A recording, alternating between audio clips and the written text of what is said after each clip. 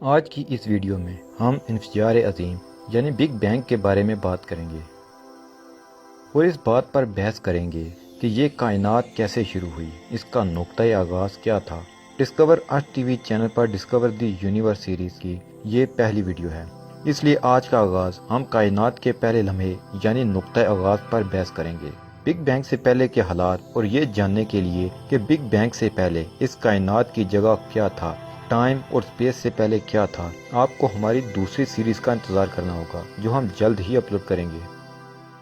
کائنات ہماری سوچ سے بھی زیادہ پراسرار اور وسیع ہے۔ یہاں کہکشائیں ہیں، ان گنت انجان سورج اور سیارے ہیں۔ اس وسیع کائنات کا چھوٹا سا جز ہماری زمین، جو کہ اپنے اندر کئی کائناتیں لیے پھرتی ہے، ان رازوں پر سے پردہ اٹھائے گا۔ ڈسکور ارتھ ٹی وی۔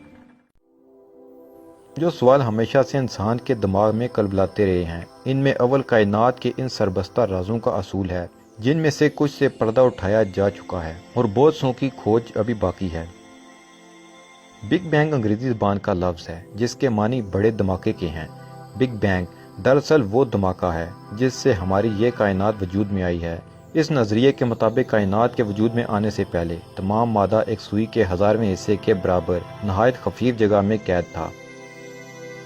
اگر مادے میں بہت زیادہ توانائی ہو، دنیا کے کسی بھی ذریعے سے حاصل کردہ توانائی سے زیادہ، تو کشش ثقل یعنی گریوٹی چیزوں کو اپنی جانب کھینچنے کے بجائے ایک دوسرے سے دور دھکیلنے والی قوت بن جاتی ہے۔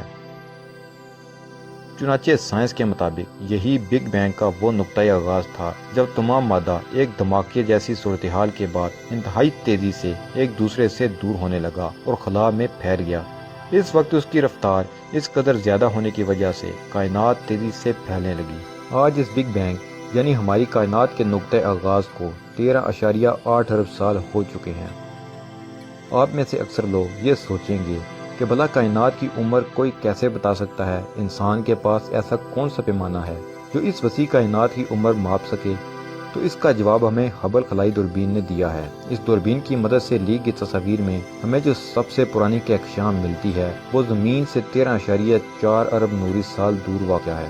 اب سوچ رہے ہوں گے کہ نوری سال کیا ہے؟ نوری سال دراصل وقت کا پیمانہ نہیں ہے بلکہ فاصلے کا پیمانہ ہے، اور ایک نوری سال کا فاصلہ تقریباً 10 کھرب کلومیٹر کے برابر ہے۔ یہ فاصلہ روشنی ایک سال میں طے کرتی ہے۔ اب آپ خود اندازہ لگا سکتے ہیں کہ جہاں ایک نوری سال ہی 10 کھرب کلومیٹر کے برابر ہے تو 13.8 ارب نوری سال کتنے کلومیٹر کے برابر ہوں گے؟ اگر ہم پیمائش کر سکیں کہ کسی دور دراز ستارے یا کہکشاں سے روشنی ہم تک آنے میں کتنے سال لگے ہیں، تو ہم اس طرح قدیم سے قدیم تر کہکشاؤں کا پتہ لگا سکتے ہیں۔ اب تک ہم نے جس قدیم ترین کہکشاں کا مشاہدہ کیا ہے وہ چونکہ 13.4 ارب نوری سال کے فاصلے پر واقع ہے، اس لیے ہم کہہ سکتے ہیں کہ کائنات کی عمر اس کے آس پاس ہی بنتی ہے۔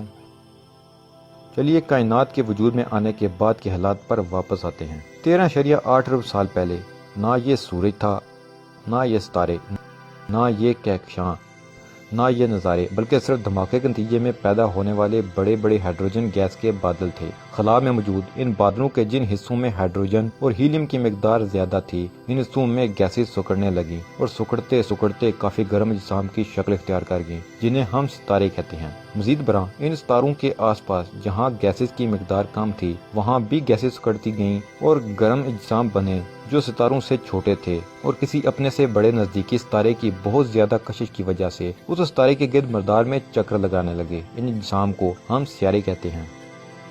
اس ستارے آپس کی کشش کی وجہ سے جھرمٹ کی شکل اختیار کر گئے۔ اس طرح کہکشائیں وجود میں آئیں۔ ہمارا سورج اور زمین جس کہکشاں میں ہے اس کا نام ملکی وے ہے۔ اس کا نام ملکی وے اس لیے رکھا گیا ہے کیونکہ اس کے بہت سے ستارے سفید نظر آتے ہیں۔ اس کی وجہ سے ایسا معلوم ہوتا ہے جیسے دودھ کی نہر یا راستہ ہو۔ ملکی وے کا اردو ترجمہ ہے دودھ یا راستہ۔ تو ناظرین محترم، آج کی اس ویڈیو میں ہم نے جانا کہ ہماری کائنات کا آغاز کس طرح ہوا اور یہ کس طرح پھیلی اور مسلسل پھیل رہی ہے۔